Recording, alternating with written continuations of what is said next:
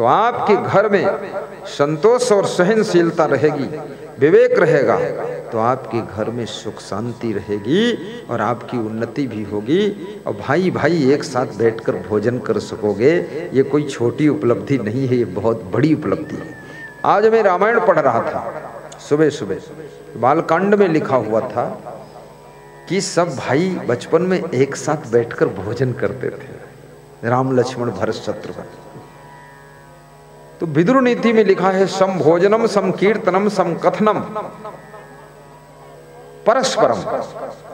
जो लोग अपने परिवार के साथ, कुटुंब के साथ बैठकर साथ साथ भोजन करते हैं, साथ साथ बातचीत करते हैं, साथ साथ कुछ कार्यक्रम की चर्चा करते हैं, ज्ञातवी सा कार्याणी, और किसी कार्यक्रम में सब जाति भाई मिल करके उस कार्यक्रम में शामिल होते, सफल करते हैं उसको, परस्परम ना विरोधा कदाचन, और एक दूसरे का विरोध नहीं करते हैं, कुटुंबियों के बीच में एक दूसरे का सहयोग करते हैं। तो उसमें लिखा था वो लोग सदैव सुखी रहते हैं, उनकी उन्नति होती है, उनके घर में लक्ष्मी की कभी कमी नहीं रहती।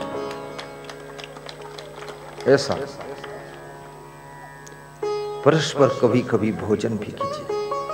कभी कभी भाई भाई में थोड़ा तकरार हो गई, देवरानी जेठानी में मनमुटाव हो गया, लेकिन जब बेटी का विवाह आ जाए, बेटे का विवाह आ जाए, तो सब एक में, वो अवसर है, जाइए मन की गठान खत्म करिए और मिलजुल जाइए, साथ में खाइए, रहिए, कार्यक्रम में मदद करिए। तो मन में जो दरार थी वो खत्म हो गई और मन में प्रेम की धारा बह गई, तो अपना घर परिवार फिर जुड़ गया। जुड़ करके रहो। मनुष्य का पतन उस समय शुरू हो जाता है जिस समय अपनों को गिराने के लिए अपने विरोधियों से सलाह लेना शुरू कर देता है, तो समझ लो उसके विनाश की शुरुआत उसी दिन हो जाती है। अपनों को गिराने की कोशिश मत करो कि देवरानी को गिरा दूं, जेठानी को गिरा दूं, बहू को गिरा दूं, सासू को गिरा दूं, पिताजी को नीचा दिखा दूं, बेटों को नीचा दिखा दूं, जरूरत नहीं। या चचेरे भाई को गिरा दूं, कभी ना सोचना। ये सोचो अपनों को अपना बनाने की विचारधारा रखो। जो पराये हैं उनको कितना अपना बनाओगे तब अपना बन पाएंगे, बहुत कोशिश करोगे, लेकिन जो अपने हैं वो अपने बने बनाए हैं, थोड़ा गम खा लो तो अपनों की ताकत तुमको मिलेगी, जिससे हर कठिन से कठिन कार्यों में आपको सफलता प्राप्त होगी। ऐसा बनाइए। पांडव 5 थे, उनमें आपस में प्रेम था, सुमत थी, इसलिए जीत उनकी हुई। वे भगवान की भक्ति करते थे, इसलिए जीत हुई उनकी। और पांडव विदुर जी का सम्मान करते थे, इसलिए जीत हुई। कौरव, उनमें आपस में भी प्रेम नहीं था और इसलिए हार हुई। उनके घर में विदुर का सम्मान भी नहीं था, इसलिए उनकी हार हुई। उनके यहाँ भगवान कृष्ण की भक्ति भी नहीं थी, इसलिए उनकी हार हुई। इसलिए आपके घर में भक्ति भी होना चाहिए। भक्ति आपको जीत दिलाती है, विजय दिलाती है, उन्नति दिलाती है, और भक्ति सुख दिलाती है। मानस में लिखा हुआ है। भक्ति कठिन नहीं है, भक्ति बहुत सरल है। जब भगवान श्री राम 14 वर्ष का वनवास पूर्ण करके लौटे, पूर्ववासियों को संदेश देने लगे कि तुम भक्ति करो, तो पूर्ववासियों ने कहा कि हम भक्ति क्या करें, भक्ति बहुत कठिन है, हम गृहस्थी में हैं।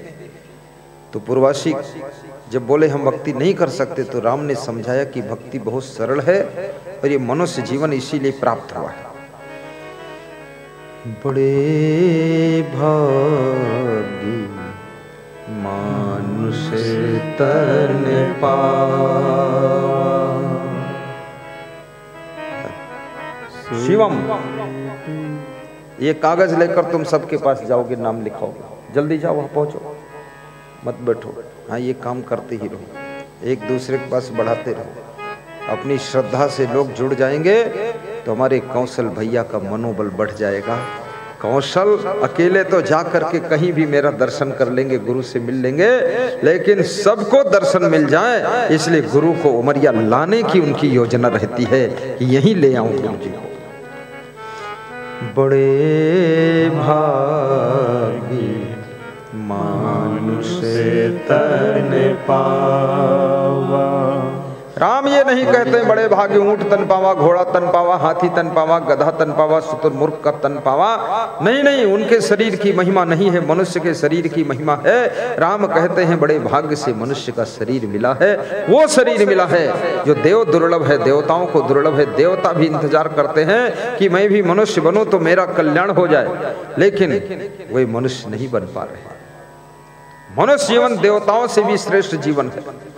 सुर दुर्लभ सद ग्रंथन गावा, गाओ गाओ साथ में। भाग्य मानुष तन पावा, बड़े भाग्य मानुष तन पावा, सुर दुर्लभ सद ग्रंथन गावा। ऐसा है मानव जीवन। जो स्वेच्छा से लिखेगा उसी का नाम लिखवाना, कोई दबाव न डालना। सबके सामने निकल जाइएगा, दिखाते रहिएगा, वो बुला लेगा आपको। हाँ देखो बुलाएगा, देखो बुलाया तुमको। हाँ दबाव से नहीं, क्योंकि दबाव से लिखोगे लिखा ही रहेगा, वो मिलेगा ढूंढे नहीं। कोई फायदा नहीं। अपन आइडिया लगाओगे हमारे पास 100 रुपये हैं, गिनोगे तो एक नहीं निकलेगा, क्योंकि वो तो आदमी दबाव से आया था। स्वभाव से आना चाहिए, भाव से आना चाहिए, दबाव से नहीं, प्रभाव से नहीं, स्वभाव से, भाव से, सद्भाव से, प्रेम भाव से आना चाहिए इसमें, क्योंकि भक्ति का मार्ग है। सरल स्वभावना मन कुटिलाई, यथा लाभ संतोष सदाई। सरल स्वभाव। राम कहते हैं कहा हो भगति पथ कौन प्रियासा, योग नमक जप तप उपवासा, सरल स्वभाव मन कुटिलाई, यथा लाभ संतोष सदाई। भाव से बैठे रहना, कोई जल्दी मत करना, जाना मत।